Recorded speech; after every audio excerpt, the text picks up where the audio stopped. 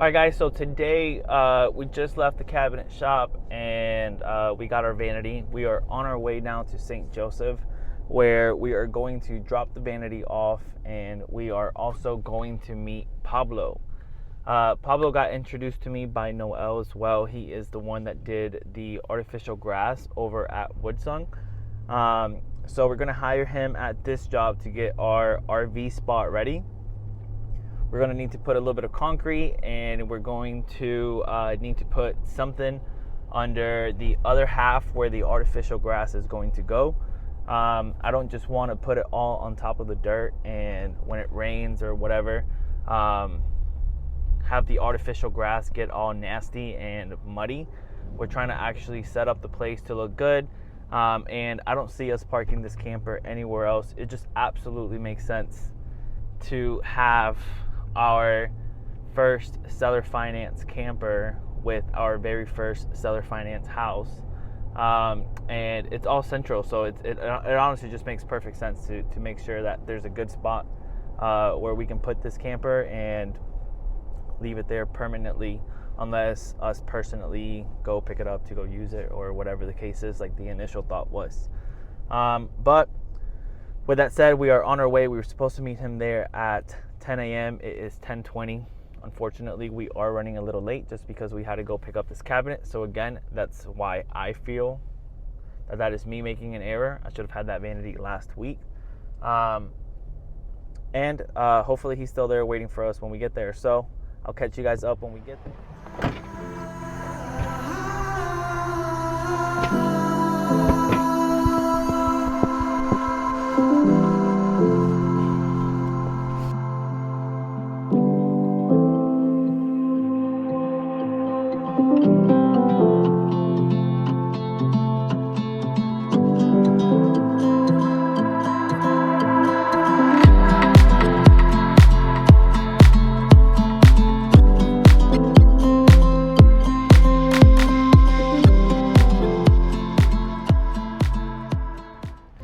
Okay, so 32 feet of concrete by 9 feet wide para el camper, y entonces todo lo demás artificial grass. All right guys, it is freaking hot, but Pablo just left. Kind of explained to you guys there what we're going to do. We ended up replacing this whole white fence across the entire side of the property, and then we came across this way as well and completely blocked it off there. And what we're gonna do here is put the camper. The camper's gonna go on this side. You guys can already see the connections and stuff right there. We already had the sewer, which is why the idea originally came out of putting the camper here. We already saw that we had the sewer. All we needed to run was the water, which you guys can see the stick there, and the electrical, which has already been ran. So now what we're gonna do is pour concrete all around here, and all of this side where the people are going to hang out is going to have artificial grass, and it's still going to allow us to be able to use the camper whenever we want. Just simply take it out through our front doors and enjoy the camper, and whenever we're not using it, it's going to be parked here, and it's going to be on either Airbnb or VRBO, bookings.com, something of that sort. And then we have also given them their own private entrance through here. And then this door, of course, closes, and they have their own privacy. And then you guys can see that the house starts over there. So you have this whole carport to kind of block out the noise. It's not like they're touching each other. And then once you close this door right here, all of this stuff here is private. And then what's really cool is these people still have their own privacy and for their backyard.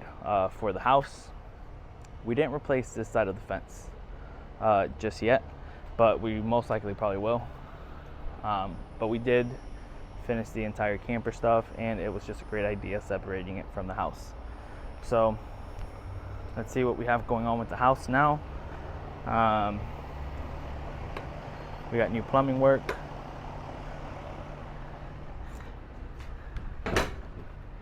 We have our guys here building out the vanity already for the bathroom, and they also already finished the baseboards.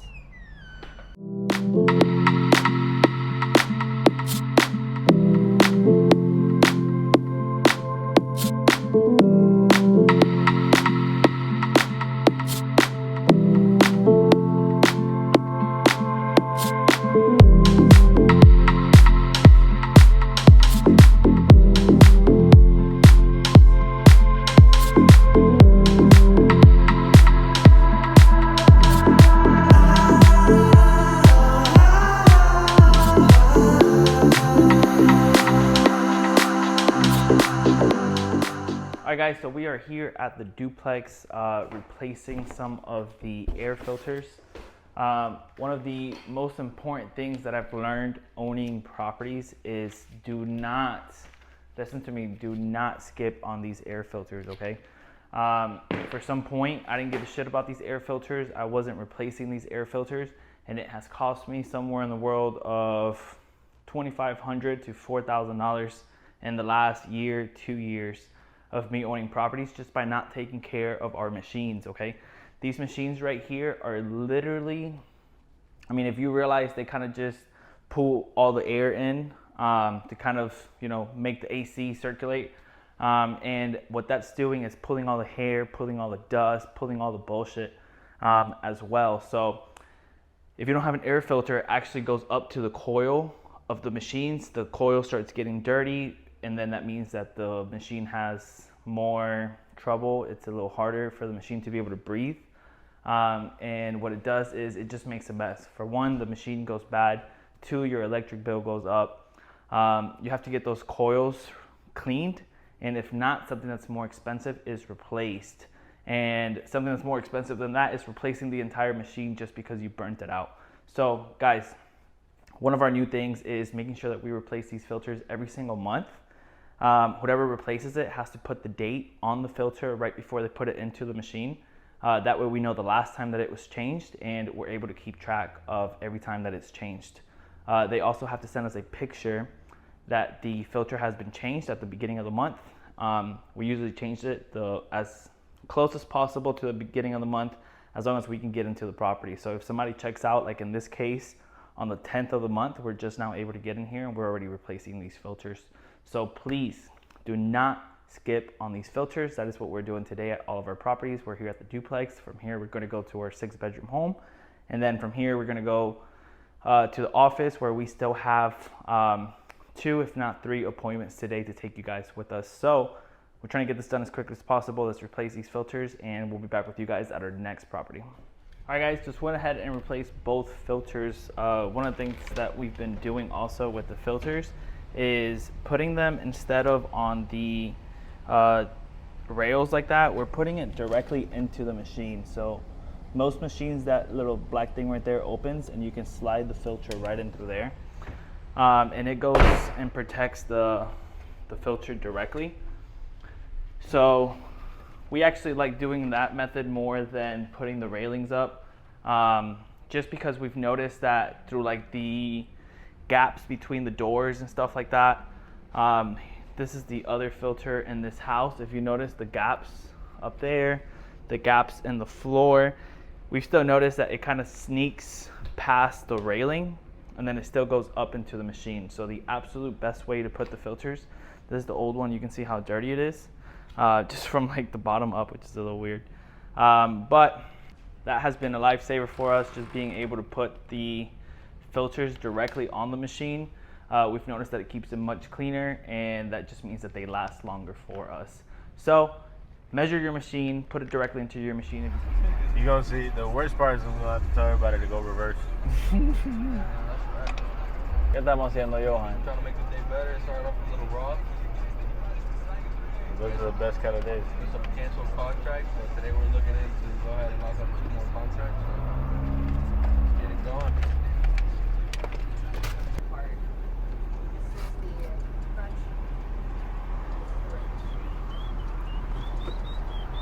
All set, thank you.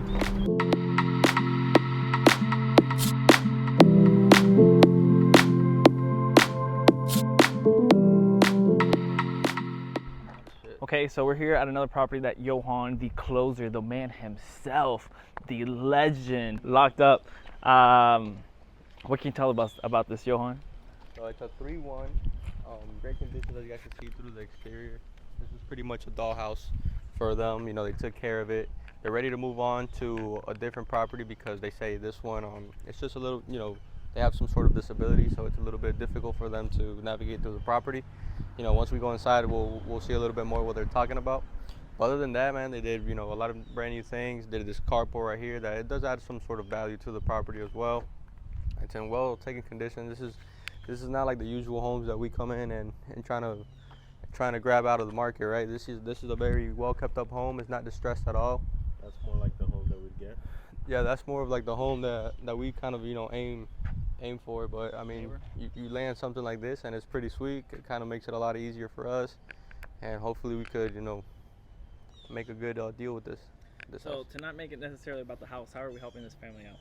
So we're pretty much doing a fast closing. That's what they really wanted, fast closing. They were very comprehensive about the pricing. We are taking care of all their commissions, all the closing costs and everything. So Is there a reason they have to sell quick? Do they have like something going on that's next? so they're just, yeah, I mean, they're pretty much closing on a different property that they're moving into, and they wanted to get it, they want to avoid being on the market and sitting there for quite a while. So we want to go ahead. We contacted them, hit them at a perfect time. They're closing on a property like I think on the 7th of September, something like that. So we could potentially close before or a little bit after. That'll be great with them. And every time we close, is cash. So there's no inspection. There is an inspection. There's no appraisal that has to come in and pretty much tell them, no, your house is worth this amount. So it's just way easier for them to go ahead and sell with us. So pretty much the number you give them is what they walk away with? Correct. Nice. Yeah. Minus any liens, minus any mortgage, but pretty much nothing to do with the house specifically. It's as is. As you guys can see, you guys are gonna see around. There's kind of like a broken window out there that they did tell me before. Broken window has to be installed and fix up some of the siding. But other than that, if it was, to be honest, if it was on the market for any other buyers, for like an end buyer, pretty much, they would tell them, discount $5,000, $10,000, who knows what they would come up for just to fix that part right there. With us, it's as is. This is our offer, and that's what you guys are getting.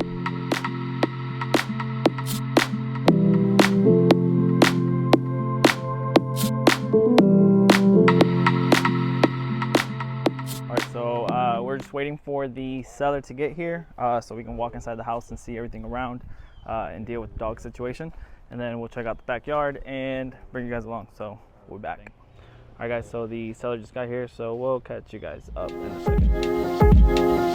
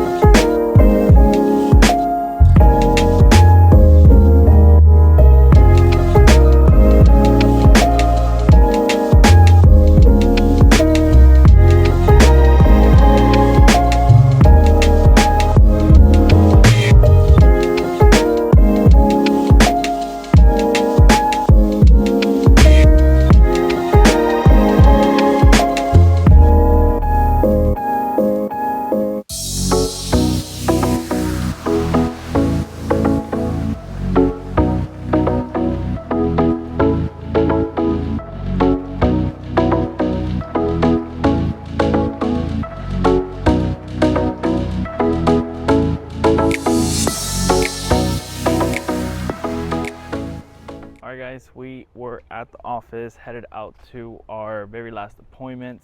We just left there as a Spanish speaking guy, and then now we are here at Woodsong. We should be seeing Just about the final product already. They're getting ready to list tomorrow.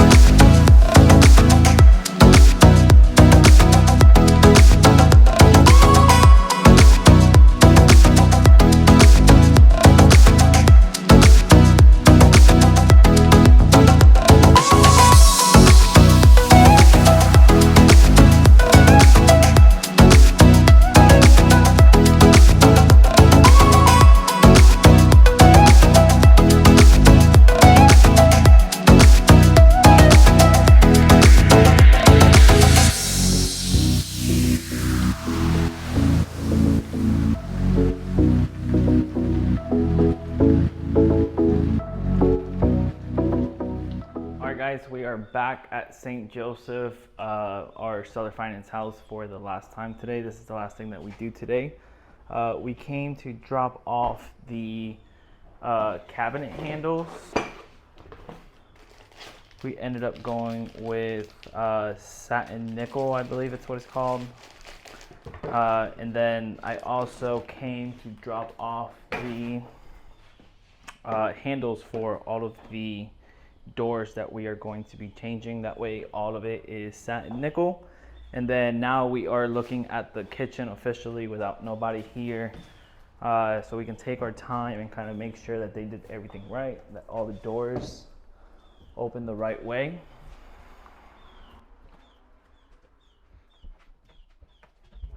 I'll probably open this one the other way, but that's what it is. This door comes out, this comes out this way, these doors open, plumbing looks good. And then all of these drawers should open, and we do have the soft close cabinets.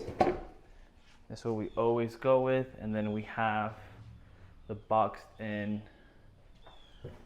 fridge, which is a must. If not, it just don't look right. Sealed it off right here, so everything looks good. Sealed this off right here. And what's great is the baseboard looks like it went pretty much high enough. So that just came out there looking great. And then we did run into a problem already.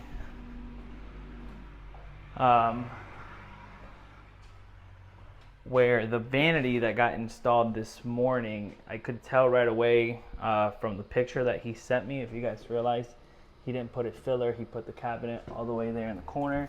So this door, when it opens, it's not really gonna open all the way up or all the way open. I'm not really sure if to kind of bitch about this just yet. I mean, the door's gonna break, so I really should. And then replace that little piece of baseboard that they kind of just put there so that everything can just open up straight. So I'm actually gonna record this right here. Do need that to just open up all the way. And then the flooring is already done all across. So the next steps here in this project is to go ahead and change out all the windows, finish the kitchen, finish the bathroom, and paint. And we are absolutely done with our seller finance house. And we can put it for rent or either on Airbnb, which is most likely what we're going to do. But we do have two other properties that are the same size. They're 2 bedrooms, 1 bathroom in the same neighborhood as the house that's about 7 blocks away. And they're not doing amazing, right? They are making a little more money than they would be making if it was rented traditionally. But the thing on Airbnb is 1 month they make $3,000, 1 month they make $1,500 bucks. So the range is all over the place. And what happens is on the low months where you're pretty much making the same thing that you're making on rent, you would still have to pay for all utilities. You still have to pay for the cleaning and all of those things. So it doesn't really work out, right? When you put everything on paper, it doesn't really work out because you're technically just losing money, and it's just more of a pain in the ass having to deal with customers, having to purchase brand new bed sheets, having to purchase soap and everything just to make a little more or the same. We only like doing Airbnb if it's making about double what it would normally be making on a long-term rental.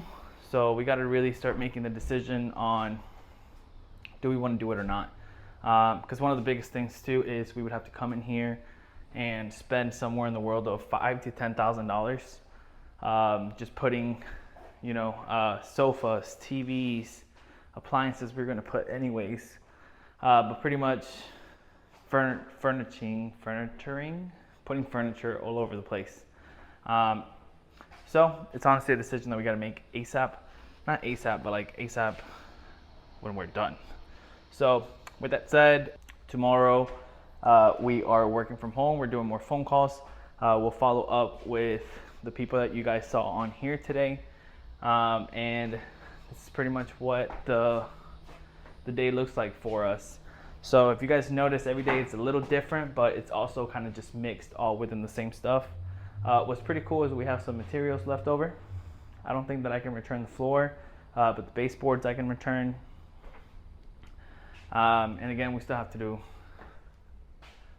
some stuff, but hopefully by the end of the month we have the camper ready and we have this house ready to be put on Airbnb or on long-term rent. We'll decide.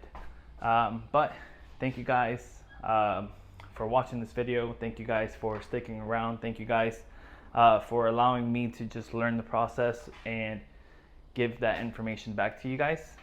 And for sticking around, whatever wants this long, so it's hot as hell. But thank you guys, and we'll be back in Tampa Tuesday. And in the meantime, make sure you guys go and hear some of the recordings that we have with our sellers. We're gonna start posting that stuff as well. That way you guys know what we do when we're not just like going everywhere. So thank you guys, and come back for some more videos.